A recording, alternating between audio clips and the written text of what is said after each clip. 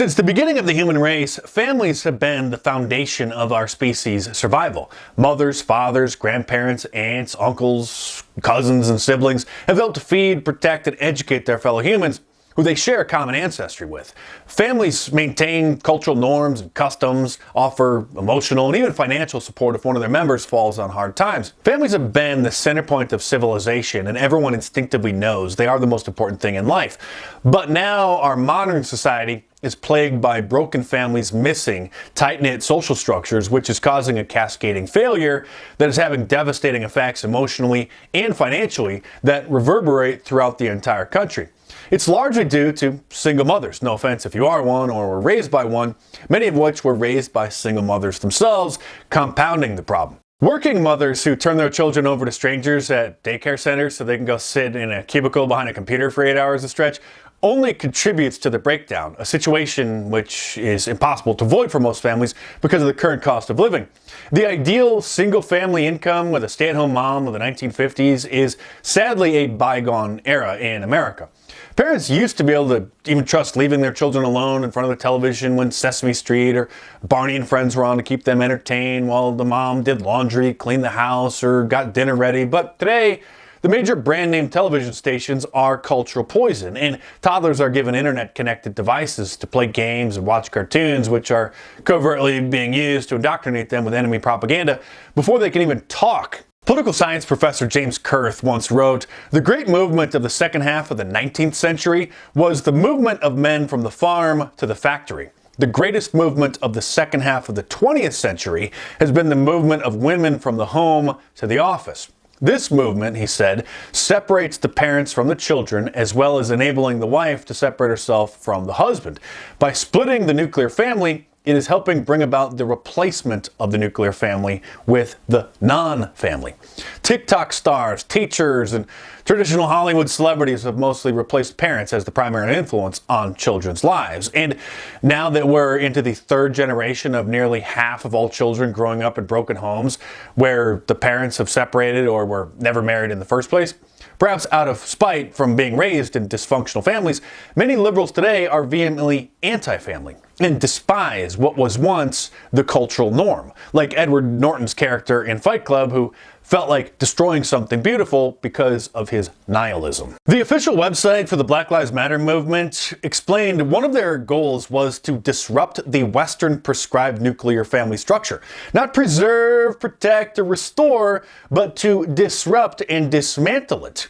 Of course, if there's any demographic group that needs a little improvement in their family structure, it's, well, their community. But hey, just keep on doing what you've been doing. The 75% fatherless home rate has done wonders for your culture. At a TEDx talk, a popular forum for supposed experts to present their ideas, feminist Marav McCanley detailed why she wants marriage to be abolished.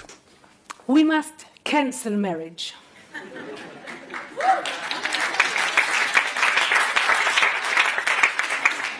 Not only religious marriage. Marriage is not an issue of religion. Also civil marriage. I want all secular states to totally eliminate all registration and regulation of marriage. I want to cancel the very concept of marriage. Cancel marriage, she says, and she certainly isn't alone. Feminist activist and lesbian Masha Gessen once admitted that the left's goal of legalizing gay marriage was to eventually eliminate marriage and monogamous relationships altogether, saying this.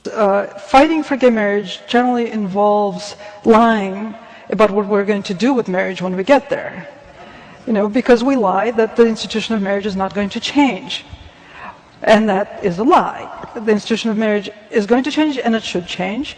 And again, I don't think it should exist. I don't like taking part in creating fictions about my life. That's sort of not what I had in mind when I came out 30 years ago. It's a no-brainer that the institution of marriage should not exist.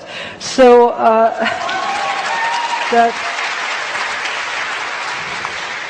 She's a contributor for the New York Times, the Washington Post, the Los Angeles Times, and numerous other mainstream publications. So she's not just some fringe feminist on TikTok. She is one of the establishment's premier LGBTQ activists who now uses they-them pronouns to be extra woke. There is a relentless assault on intimate and committed relationships, not to mention gender norms and heterosexuality in general. And aside from the moral decay in society, technology is making it easier than ever for people to shop around for one-night stands and swipe through dating apps to see if the grass appears greener elsewhere. Feminism isn't about equal rights for women anymore, and it hasn't been for generations. It's about disrupting the social order and the division of labor and the partnerships between the two sexes. It is attempting to suppress the natural instincts of women and turn them against men, or the patriarchy, as feminists say, and even against the idea of being mothers.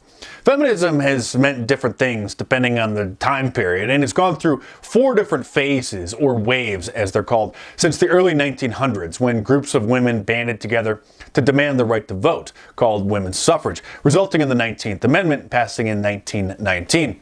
The 1960s and 70s marked the second wave, where groups of women demanded that they be given more political positions and worked to legalize abortion, succeeding in 1973's Roe v. Wade decision. But many feminists still weren't happy, so they continued complaining about things, which led to the third wave in the 1990s, where they demanded even more women be given leadership positions in government and business, while simultaneously complaining about men objectifying them as they boosted their sex appeal through every means possible in order to use their sexuality to their advantage, since they know that men are innately suckers for any beautiful woman's requests. Then around 2012, the fourth wave of feminism arose due to the advent of social media, which allowed angry and ugly women across the country to connect with each other online and affirm each other's maladjustments and abnormal ideas, culminating in new causes like celebrating abortions, obesity, and their periods. Stuck in online echo chambers, most fourth wave feminists, who are usually rainbow people with blue hair, which is used to signal to others that's who they are, these women usually find themselves trapped in a downward spiral of hating normal women, especially beautiful ones, and white women, for existing, and are so spiteful of their happiness, marriages, and motherhood that the fourth wave feminists are determined to tear down every institution and social norm that embraces such lifestyles. The annual Women's March that's held every year in Washington, D.C. isn't about women's rights, it's a feminist parade. This is where Madonna voiced her fantasies about doing you-know-what to the White House after Donald Trump beat Hillary Clinton for the presidency, and where actress Ashley Judd did her famous rant about her period and having to pay sales tax when she buys tampons. The feminists today who constantly whine about imaginary problems like men supposedly making more money than women fail to acknowledge that men often work jobs which involve much higher safety risks and are exposed to greater physical and health hazards. Not to mention, they regularly work jobs that involve backbreaking labor like construction, pouring concrete, laying brick, roofing, etc. And also jobs that involve getting dirty, like a mechanic or a garbage man. A Sex and the City writer, the famous show that aired on HBO following the exploits of a group of women living in New York, later said she regrets choosing a career over having children now because she is truly alone. She's worth nearly $20 million, but now she regrets where she placed her priorities when she was younger. Most feminists eventually find themselves in the same position, minus the wealth, realizing that once their looks fade and guys stop paying attention to them, they have no purpose in life and nobody loves them. And of course, hookup apps have cheapened relationships, leading to others being treated as if they're disposable, and virtually ruined dating dynamics, with a massive percentage of men never even asking a girl for her phone number or out on a date in person these days because they're too intimidated. And among the younger generations, there's a new stigma around this because everybody is expected to only slide into the DMs or use an app.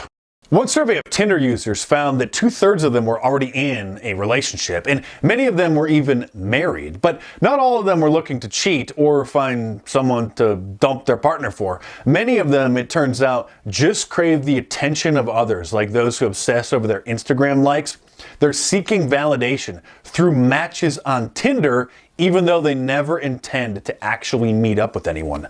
pathetic. We have some major problems in society, and it's an understatement to say they're getting worse, but I do detail some powerful solutions and explain how things got this bad in the first place in my new book, The War on Conservatives. So order it in paperback from Amazon.com or download the ebook from any of the major ebook stores. And of course, there's a link to the Amazon listing in the description below, so click it and head on over there and check it out.